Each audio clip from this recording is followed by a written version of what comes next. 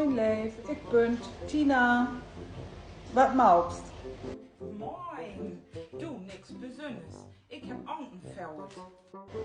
Oh, wo dat denn? In Hus? Aber ihr habt doch gar keinen Teich. Aber ist auch egal. Und sonst so? Ja, sonst ist auch Geld. Herr Peteren doch der andere um für Montag einen Termin für Jale holt.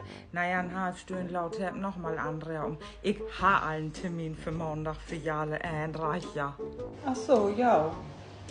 Und was ist mit dem Auto? Ach, in Waagstee was ich für doch. Und alles auf Steh? Kriegt den Auto TÜV? Ja, ehrlich gesagt weiß ich das gar nicht so genau.